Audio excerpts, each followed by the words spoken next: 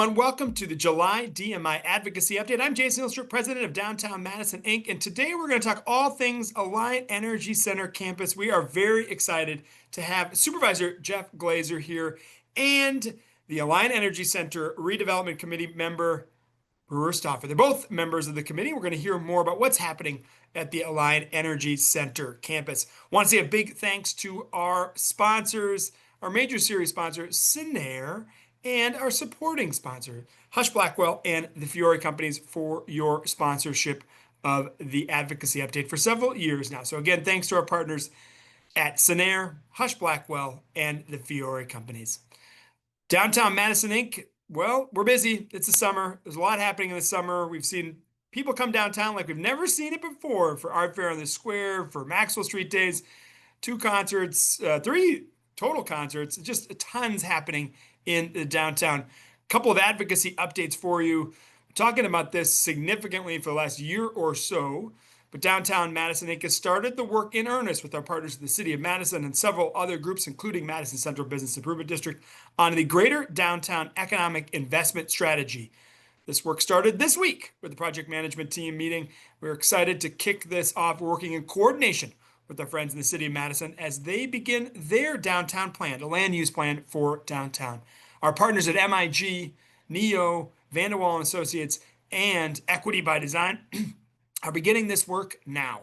It'll be about a 15-month process to really create a true strategic vision for the downtown. We'll be engaged with many members throughout this process. We want to hear from you all and have significant community engagement, but what downtown should look like over the next decade or so. It really truly is a first of its kind public-private partnership to really look at what can happen in the downtown. We're very excited for this project to begin in earnest. Speaking of excited, I'm an excited guy, but I was very excited to see 3 concerts back at Camp Randall Stadium. It's been 28 years since the last shows. And this summer, we welcomed 2 shows from Morgan Wallen in June, and most recently, the Coldplay show just last week. It was fantastic seeing live music back at Camp Randall. Added so much energy, vibrancy, and economic strength to the downtown and Regent Street areas. We're hoping we see more concerts in years to come. We're also hoping we see more concerts at the Kohl Center as well, which there will be a few coming up this year. Not only is it important for what we just talked about, the vibrancy, the economic strength, but it really creates a magnet for people to say, hey, Madison is a place that I want to be in and maybe a place I want to live. It gives people something to do and creates energy. So we're excited to see these concerts go off really well and hope that we have announcements coming up soon for new shows next year. Downtown Madison Inc. is zealously advocating for more things to do in Madison, particularly in the downtown. All right. We are on to our discussion on the Alliant Energy Center. And again, we are excited to welcome Supervisor Jeff Glazer from Dane County and Brewer Stauffer, who are both members of the Alliant Energy Center Redevelopment Committee. Supervisor Glazer and Brewer, how are you both doing today? Doing great. Great. Thanks for having us. Thanks. Absolutely. Now, it's a big project. This is a big campus. Obviously, Alliant Energy Center is not in the downtown, but boy, does it butt right up next to it. The closest edge is, I think it's about 1.25 miles from the Capitol, 1.5 miles. It is not far at all. Can you begin by providing an overview of what's happening with the redevelopment project and the potential for the Alliant Energy Center campus? We could certainly start with either of you. Just give us an overview of what's going on now, what people can expect in the next few years. Yeah, I mean, as a brief summary, this project has been going on for quite some time and was interrupted by COVID. There had been some discussions prior to COVID about updating the campus, the Coliseum and the exhibition hall both need updates, as well as really building out and renovating infrastructure on the campus. So things, I mean, easy things like electrical grids, but also things like parking and, drainage, just kind of the nuts and bolts of running a place that big.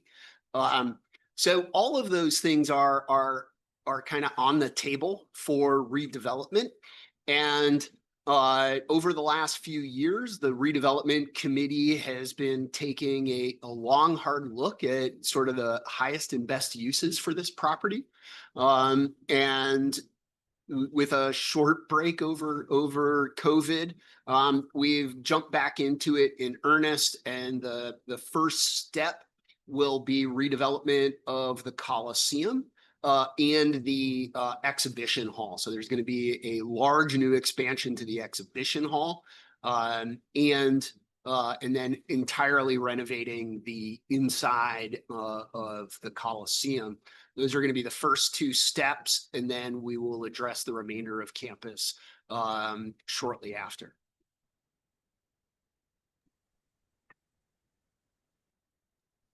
Anything you'd like to add, Brewer? Yes. Yeah, it was a great summary. I didn't know. Sorry, I didn't know if you wanted to say something or not. My bad. Yeah, no, I think I think Jeff did a great job.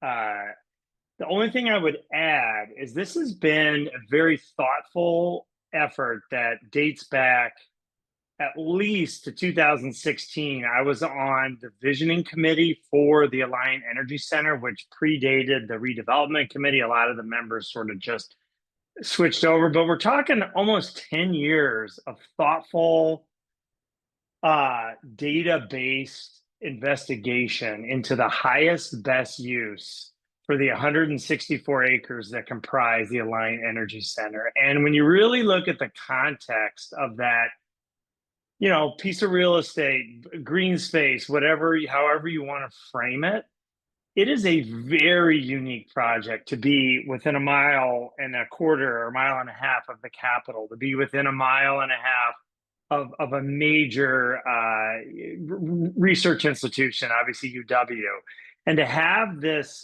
piece of property that kind of is situated at the really at the nexus of the lakes of some very vibrant neighborhoods and really the entryway, the primary entryway to downtown from the west and I guess from the south, it really is.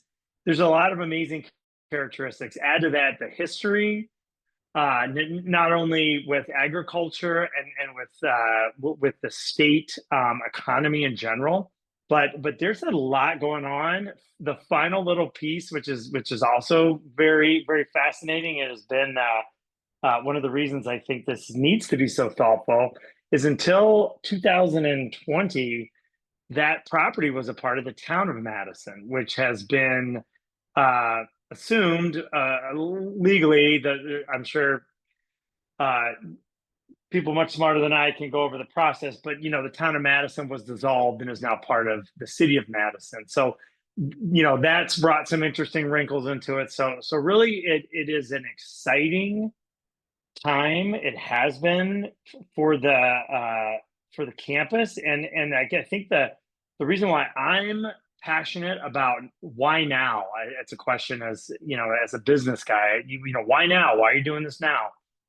If we do nothing to that campus, as Jeff said, the facilities need updating. Some are relatively simple, but is a lot of investment in the region and nationally at our competitive set, the other cities that we look at to host similar kinds of events.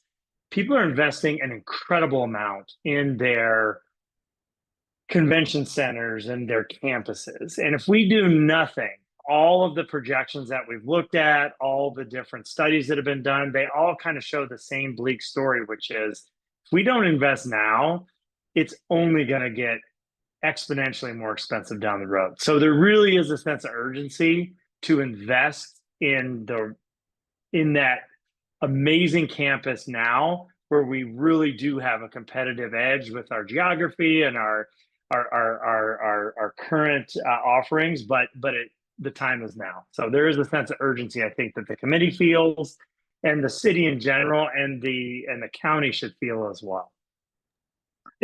Having both of you on is so important because it shows this public-private partnership that's working on this together, right? In the Alliant Energy Center Redevelopment Committee, Brewer, long time, working in business here, your current vice chair and going to become the chair of Destination Madison. Supervisor Glazer, you've been giving back to this community so much. Brewer, I'm going to start with you. What is the role of the Alliant Energy Center Redevelopment Committee? How can it move things forward? It's a great question. So we are a committee that was formed with the express, I guess, mandate, and Supervisor Glazer, who I am calling Jeff because he is a friend. So I'll try to call you Supervisor Glazer for now Sorry, I'm too. so formal. But My Jeff no, bad. I is love it. fine. Well, I didn't know how informal we are, but so we are tasked with implementing the master plan or that came out of the 2016 to 2019 visioning committee, with sort of interpreting that within the context of the ongoing operations and the client mix and the opportunities and the public funding and the private funding that are surrounding the Alliant Energy Center. So really, we are the sounding board. We are not necessarily making the decisions, but we are helping guide the decisions, that whether they come from the county executive or from the committee as a whole, it's our job to help interpret and make sure that those plans, are well thought out and are taking the entire campus and the vision of that in mind. That's a loosey goosey way of saying what our mandate is. I don't know the exact couple sentences, but Supervisor Glazer, would you agree that that's kind of what we're doing?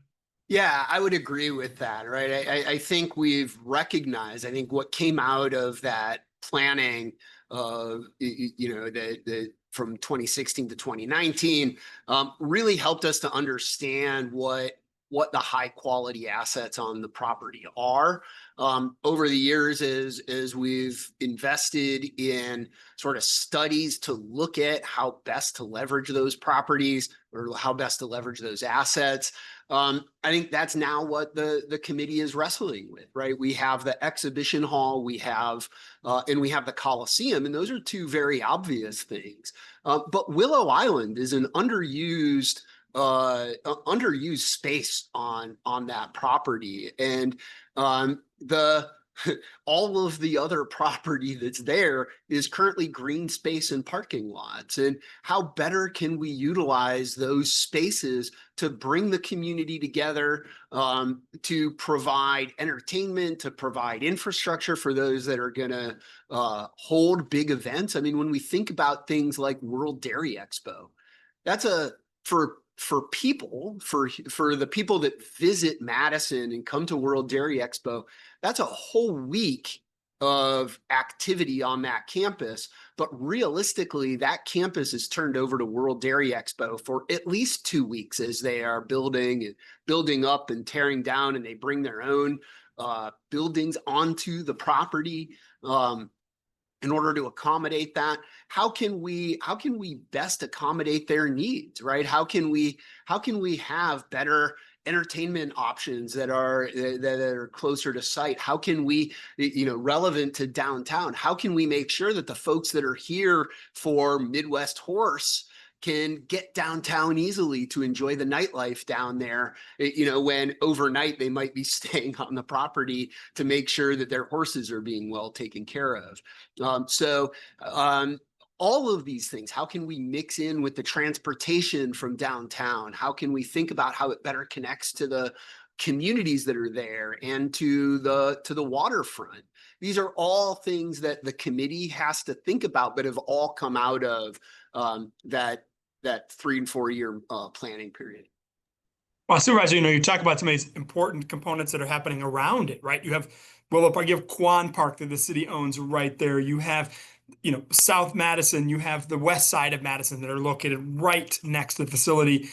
And I think very importantly, you mentioned it right at the end, the new Madison Lakeway project, right? Which will begin in earnest here with the road construction in 25 and start their work in 27. What are the connections between Olin Park, between the Lakeway, between the downtown? So question I have for you, supervisors, what if we get this right in the redevelopment, how will this impact the work at Alliant Energy Center? How will it impact downtown Madison?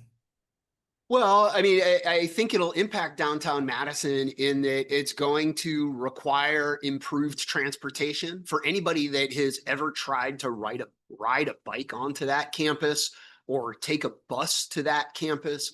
It's virtually impossible to do so and remain alive in the process of doing it. If you take a bus, you basically get off on Rimrock there, and then you have to walk across the entire parking lot. If you take a bike, there's a whole maze of bike trails that are over by the parks. It's And that very are difficult. underneath John Nolan and are not always accessible. Right. And if you're Like you over at don't know Olin where you're Park, going if you don't yeah, know. if you're over at Olin Park trying to get to the Alliant Energy Center, it's very difficult. If you're at the Sheraton and you're trying to get there, you have to cross a busy, busy street.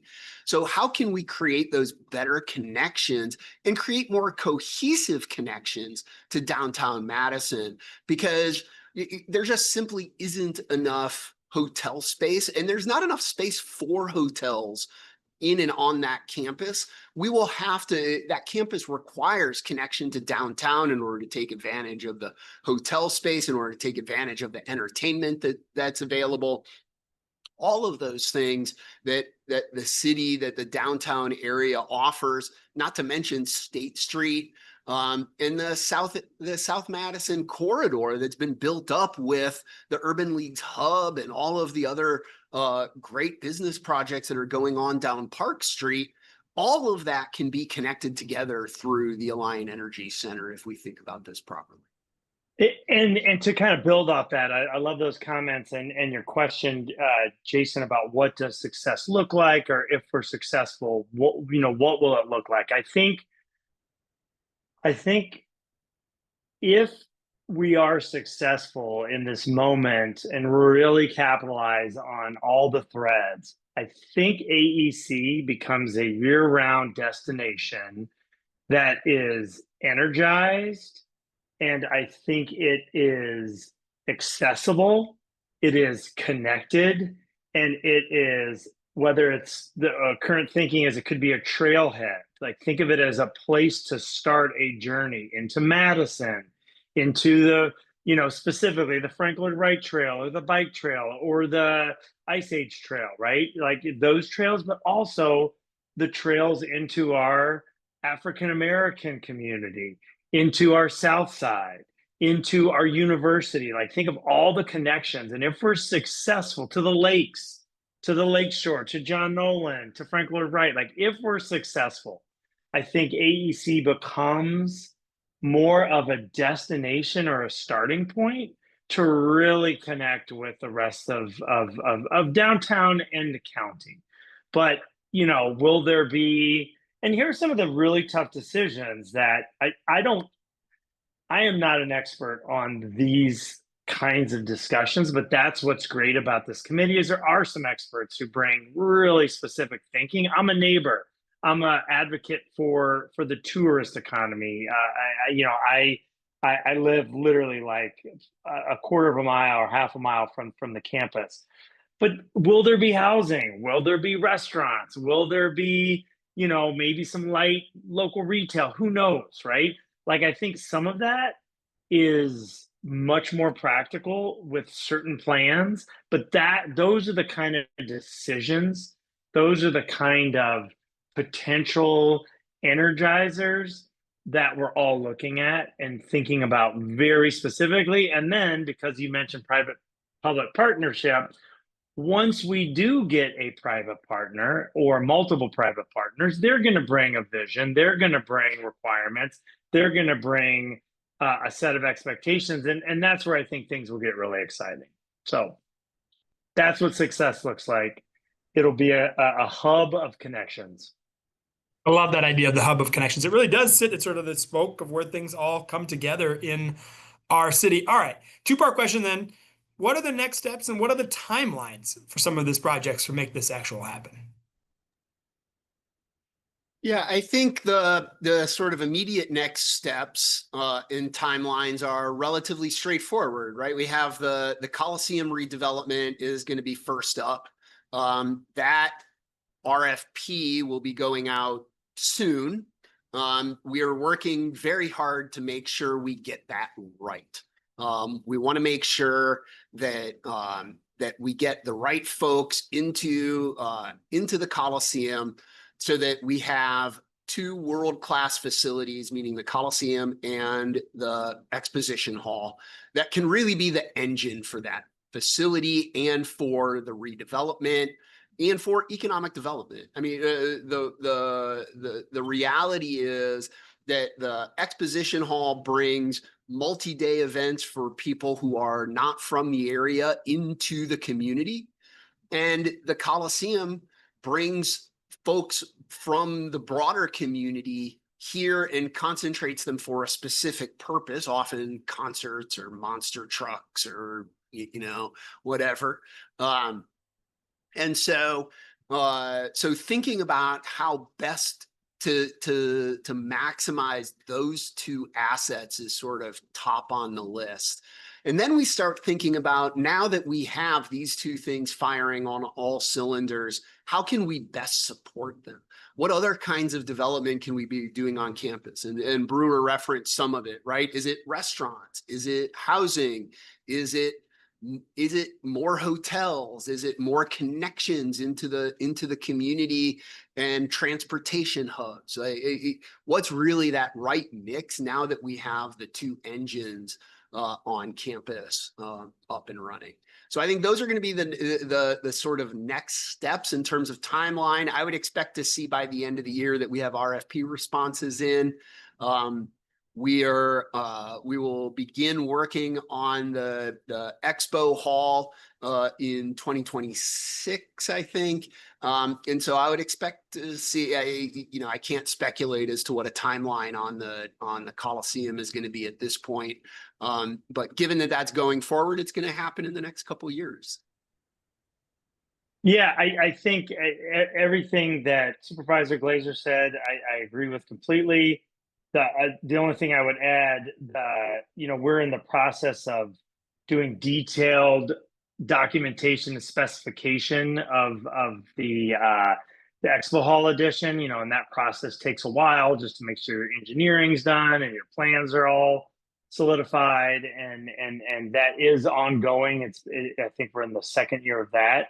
But yeah, I think the hope would be, I mean, as exciting and as crazy as it sounds, to break ground on both of these projects potentially at the end of 26 or 27, right? And so they would maybe be built concurrently. There's plans to not have any interruptions to key events. That sequencing of that, I think, will, dictate potentially, we'll add some delays just so that we can continue to have an amazing World Dairy and these big events that are just really important historically and just for the lifeblood of those facilities. But yeah, it is going to probably happen concurrently in the next couple of years if things go well.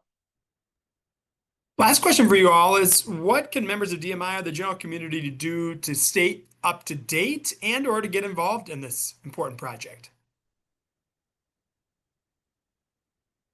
That is a great question. I will say that there is the committee has a website. I can't remember the URL, but we definitely are working with our partners at Vanderwall, and we are pushing out updates. There's several times a year we have done events where we're both reporting out and gathering information from the surrounding community, whether that be the neighbors or Dane County in general. We have worked with a couple different consultants who have over the last couple of years who have produced very substantive studies. There's always a component where we are looking for voices of neighbors and of users, and those opportunities come up pretty regularly. So check the website. That's a great way to do it. And I think in general, right now, it is, again, why now? It needs to happen now. These facilities are outdated. These facilities, we're going to spend money fixing a roof. or putting in a new HVAC. If we do it thoughtfully and carefully, we can take that budget and really maximize it by investing in capital improvements that will allow these facilities to not sort of keep going for another couple of years, but another couple generations. So paying attention and being mindful when you do hear about the Alliant Energy Center, this isn't pie in the sky. This isn't something that's going to happen one day. This is today. We need to make great decisions today so that we can have a very bright, vibrant campus in the future. The time is now. So there's an urgency that we feel. Yeah, I So would feel agree. it too, DMI. Feel the urgency. I feel it. I feel it, Supervisor. You're gonna say something? Yeah. No, I agree with everything Brewer just said. And the website, aecstudy.danecounty.gov, is sort of the online home for it. I want to sort of emphasize some things that I heard Brewer say, which is that this is a very public process. The AEC campus serves the whole county, not just the city of Madison, not just the southwest side, right? It really serves the whole county and all of the interests in the county. And so as a result, we have a lot of folks on the committee from a variety of interests throughout the county. And so those folks are really helping us think about the best ways in which we can make sure that all voices are being heard.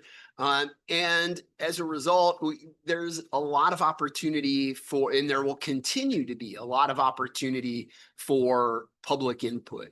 We are constantly thinking about ways in which we can ensure that the people of Dane County are going to be the ones that benefit from this, right? Everything from, how do we make sure that the events are things that we have infrastructure for events that are relevant to the folks of Dane County, but also how do we make sure that the people of Dane County are going to be the ones hired to work here, that are going to be the ones that are running the businesses that will be on the campus, that are the ones that are participating in the development and whose voices are being heard in terms of what are they looking for from this facility to be.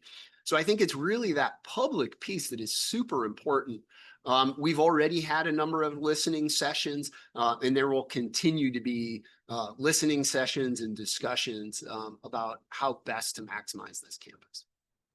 Well, thank you to Brewerstoffer and Supervisor Jeff Glazer from the Alliant Energy Center Redevelopment Committee for talking today and for your leadership on this hyper important project for our whole county, but in particular for downtown Madison. You talked about it so much. This truly is can be it is already a vibrant project for downtown, but it could be so much more with the redevelopment. So we can't thank you enough for helping us out today. We want to say a big thank you to our sponsors again, Fiore Companies, Hush Blackwell, and our good friends at Sinair. We are lucky enough to have Senior Vice President of Business Development, our friend Chris Gillings, here with us today. Chris, how you doing today?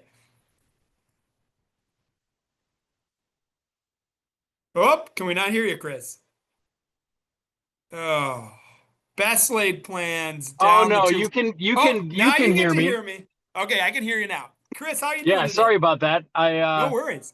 Yeah, it's been a chaotic summer Monday here for us, and it's kind of apropos that we're talking about some of the events and the great resource that the Alliant Energy Center is, because I've been attending in the sweaty heat one of Madison's other summer institutions, the All City Swim and Dive Meet, and our pool is hosting the dive portion of that. So a lot of volunteering and shuttling this week, but as always, it's great to connect with folks that are helping to put together such important projects. And I know that at Sinair, obviously, we have an emphasis on housing, but it's all part of building healthy and vibrant communities. And the Alliant Energy Center and the linkages to downtown Madison are certainly what make part of this special. So I would like to thank the supervisor and the entire team for being on here today. Well, healthy and vibrant communities, that's exactly what it's all about. We can create something really healthy and vibrant and this important part of Madison and have it be that connection hub, as both Brewer and Supervisor Glazer pointed out. So thank you all for joining us today. Thank you again to our sponsors, Sinair, Hush Blackwell, and the team at Fiore Companies. And thank you to Supervisor Glazer and Brewer Stoffer for joining us to talk about the Alliant Energy Center. Hope you all have a great rest of your day, and thanks for support of Downtown. We'll talk to you soon. Bye now.